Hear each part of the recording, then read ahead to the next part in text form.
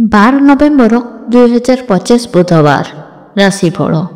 ଆଜି ମା ଲକ୍ଷ୍ମୀ ଓ ବୁଧ ଗ୍ରହଙ୍କ ଦୟାରେ କିଛି ରାଶିଙ୍କ ଉପରେ ଖୁବ୍ ଶୁଭ ଫଳ ଦେଖିବାକୁ ମିଳିବ। କେଉଁମାନଙ୍କ ପାଇଁ ଧନ, ସମ୍ମାନ ଓ ସୁଯୋଗ ଆସିବ ତ କେହିଙ୍କ ପାଇଁ ନୂଆ ପଥ ଖୋଲିଯିବ। ଜାଣନ୍ତୁ ମେଷରୁ ମୀନ ପର୍ଯ୍ୟନ୍ତ ଆଜି କିପରି ହେବ ଆପଣଙ୍କ ଦିନ। ପ୍ରଥମ ରାଶି ହେଉଛି ମେଷ ରାଶି। ଆଜି ପ୍ରତ୍ୟେକ କ୍ଷେତ୍ରରେ ପ୍ରତିବନ୍ଧକ ଲାଗି ରହିବ, କିନ୍ତୁ ଖର୍ଚ୍ଚାନ୍ତ ହୋଇ କାମ ହାସଲ କରିବେ। ଗୃହ ସମସ୍ୟା, ଭୂମି, ଗାଡ଼ି ମୋଟର ସମ୍ପର୍କୀୟ ପ୍ରତିବନ୍ଧକ ଲାଗି ରହିବ। ବନ୍ଧୁବାନ୍ଧବ, ସହକର୍ମୀ, ଧାର କରଜ, ଟଙ୍କା ପଇସା ପ୍ରଭୃତିରୁ କେନ୍ଦ୍ର କରି କଳହ ଲାଗିପାରେ। ସ୍ୱାସ୍ଥ୍ୟ ସମସ୍ୟା ପୂର୍ବପରି ଅପରିବର୍ତ୍ତୀ ରହିବ କାରଣରୁ ଚିନ୍ତିତ ରହିପାରନ୍ତି। ପରବର୍ତ୍ତୀ ରାଶି ହେଉଛି ବୃଷ ରାଶି। ବନ୍ଧୁଙ୍କ ପରାମର୍ଶ ଆପଣଙ୍କୁ ଆର୍ଥିକ ସହାୟତା ପ୍ରଦାନ କରିବାର ମାର୍ଗ ଉନ୍ମୁକ୍ତ କରିବ। ଆକର୍ଷିତ ଭାବରେ ନିୟନ୍ତ୍ରିତ ହୋଇ ଆଲୋଚନାରେ ନିଜକୁ ସାମିଲ କରିବାକୁ ପଡ଼ିପାରେ। ଦୀର୍ଘଦିନର ସୁଚିନ୍ତା ନୂତନ ଗୃହ ଅନୁଷ୍ଠାନ ବାଣିଜ୍ୟାରମ୍ଭ କରିପାରନ୍ତି। ଜଣେ ଅନ୍ତରୀୟ ବନ୍ଧୁଙ୍କ କଥା ବାରମ୍ବାର ମନରେ ଅଲୌକିକ ସୃଷ୍ଟି କରିବ। ପରବର୍ତ୍ତୀ ରାଶି ହେଉଛି ମିଥୁନ ରାଶି। ଭାବପ୍ରବଣତା ବିବାଦୀୟ ଘଟଣାରେ ହସ୍ତକ୍ଷେପ କରିବା ମହଙ୍ଗା ପଡ଼ିପାରେ। ସାଧାରଣ କଥାକୁ କେନ୍ଦ୍ର କରି ପାରିବାରିକ ଅସ୍ଥିରତା ଓ ଅଶାନ୍ତି ହେତୁ ମନ ଭଲ ରହିବ ନାହିଁ। ପରିସ୍ଥିତି ବଶତଃ ନୂତନ ବନ୍ଧୁ ସମ୍ପର୍କ ଯୋଡ଼ିବା ପାଇଁ ଚେଷ୍ଟା କଲେ ଉପକୃତ ହେବେ। ସାହିତ୍ୟ ସାମ୍ପାଦିକ କ୍ଷେତ୍ରରେ ଅସୁବିଧା ହେବ ନାହିଁ। ପରବର୍ତ୍ତୀ ରାଶି ହେଉଛି କର୍କଟ ରାଶି। ସାମାଜିକ ସ୍ତରରେ ଯେଉଁ ଆଶା ନେଇ କାହା ପାଇଁ କିଛି କରିବେ, ପ୍ରତିବନ୍ଧକ କିଛି ପାଇବେ ନାହିଁ। ଆଜିର ଯାତ୍ରା ସମୟରେ ଜଣେ ପଦସ୍ଥ ବ୍ୟକ୍ତିଙ୍କ ସାନ୍ନିଧ୍ୟରୁ ଉପକୃତ ହେବେ। ବାଣିଜ୍ୟ, ପରିବହନ, ସଭା ସମିତି, ଆଇନ ଅଦାଲତ କ୍ଷେତ୍ରରୁ ସୁପୋର୍ଟ ପାଇବେ। ଆର୍ଥିକ ଦୁରବସ୍ଥା ମନସ୍ତାପ କାରଣ ହେବ। ପରବର୍ତ୍ତୀ ରାଶି ହେଉଛି ସିଂହ ରାଶି। ଦୀର୍ଘ ଦିନରୁ ଲାଗି ରହିଥିବା ସ୍ୱାସ୍ଥ୍ୟଗତ ବିଷମ ମାନସିକ ଅସ୍ଥିରତାକୁ ବୃଦ୍ଧି କରିବ।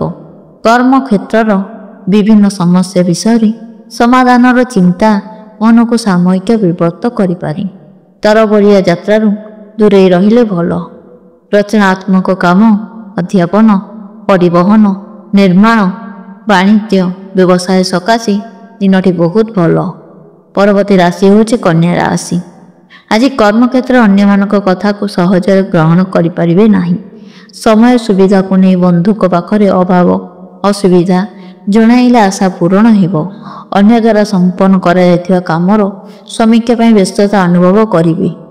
ପରିବାର ପିଲାମାନଙ୍କ କାର୍ଯ୍ୟକଳାପ ନିଜ ପାଇଁ ଅସନ୍ତୋଷ ସୃଷ୍ଟି କରିବ। ପରବର୍ତ୍ତୀ ରାଶି ହେଉଛି ତୁଳା ରାଶି।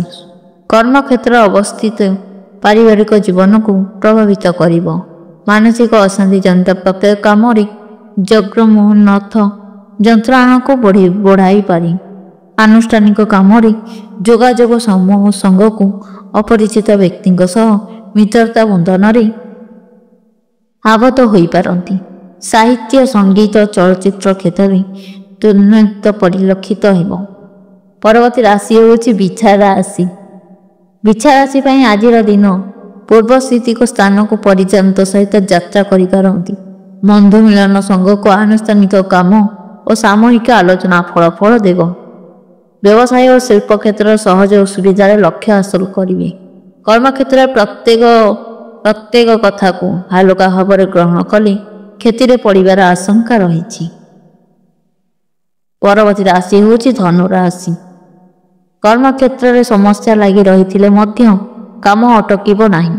ଶାନ୍ତ ଓ ସୃଜନଶୀଳତା ଝଲକରେ ଆମୋଦିତ ମନ କିଣି ନେଇପାରନ୍ତି। ଭୁଲ ବୁଝାମଣା ହେତୁ ଅଭାବ ନଥିଲେ ମଧ୍ୟ ମାନସିକ ଅସ୍ଥିରତା ଲାଗି ରହିପାରେ। ପାରିବାରିକ ଆବଶ୍ୟକତାକୁ ନେଇ ଯାନବାହନ କିମ୍ବା ଯାନ୍ତ୍ରିକ ଜିନିଷ କିଣିବା ସକାଶେ ମନ ବଳାଇ ପାରନ୍ତି। ପରବର୍ତ୍ତୀ ରାଶି ହେଉଛି ମକର ରାଶି। ମକର ରାଶି ପାଇଁ ମନ ଚାହୁଁଥିଲେ କାମ କରିବାରେ ପ୍ରତିବନ୍ଧକ ସୃଷ୍ଟି ହେବାର କାରଣରୁ ଆପଣଙ୍କ ଆଶାରେ ହିଁ ରହିଯିବାର ସୂଚନା ରହିଛି। ଅବଶ୍ୟ ନିଜର ନିକଟତମ ସମ୍ପର୍କୀୟ ପ୍ରିୟଜନଙ୍କ ଅସ୍ପଷ୍ଟତା ସାମୟିକ ମନକୁ ଲାଘବ କରିଦେଇପାରେ। ବାଣିଜ୍ୟ ପରିବହନ ଉନ୍ନତି ଘଟିବ। ଅନ୍ୟର ବିନା ସାହାଯ୍ୟରେ ବ୍ୟକ୍ତିଗତ ବ୍ୟବସ୍ଥା ଦ୍ୱାରା ଉପକୃତ ହୋଇପାରନ୍ତି। ପରବର୍ତ୍ତୀ ରାଶି ହେଉଛି କୁମ୍ଭ ରାଶି। ବାରମ୍ବାର ସ୍ଥାନ ଓ କାମର ପରିବର୍ତ୍ତନ ଚିନ୍ତା ମନରେ ଅଲଡ଼ା ସୃଷ୍ଟି କରିବ। ମନ ବୁଝିଲା ଭଳି କଥା କିମ୍ବା ଲୋଭନୀୟ ପ୍ରତିଶ୍ରୁତି ଦେଇ ବନ୍ଧୁକୁ ଆପଣେଇ ନେଇପାରନ୍ତି। ସ୍ୱାସ୍ଥ୍ୟରେ ଦ୍ରୁତ ଉନ୍ନତି ପରିଲକ୍ଷିତ ହେବାର ଆଶ୍ୱସ୍ତି ଲାଭ କରିବେ। ପାରିବାରିକ ସାମାଜିକ ଓ ରାଜନୈତିକ ସ୍ଥିତି ପୂର୍ବବତ୍ ରହିବାର ଆଶା କରାଯାଇପାରେ। ପରବର୍ତ୍ତୀ ରାଶି ହେଉଛି ମୀନ ରାଶି। ପ୍ରତ୍ୟେକ ଦୃଷ୍ଟିକୋଣରୁ ଦିନଟିରେ ଆଶାଜନକ ସୁଫଳ ନିଶ୍ଚିନ୍ତ ପାଇବେ।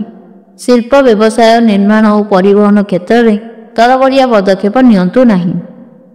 ଭଲ ସମ୍ପର୍କ ରହିଥିବା ଲୋକଙ୍କୁ ଈର୍ଷାପରାୟଣ ହେତୁ ବିବ୍ରତ ବୋଧ କରିପାରନ୍ତି। ଦୀର୍ଘ ଦିନରୁ ଆଶା କରିଥିବା ସରକାରୀ ସ୍ତରରୁ ଶୁଭ ଖବରଟି ପାଇ ଆତ୍ମହରା ହୋଇପାରନ୍ତି। ବନ୍ଧୁଗଣ, ଭିଡ଼ିଓଟି କେମିତି ଲାଗିଲା ତାହା ଆମକୁ କମେଣ୍ଟ ମାଧ୍ୟମରେ ଜଣାନ୍ତୁ। ଜୟ ଜଗନ୍ନାଥ।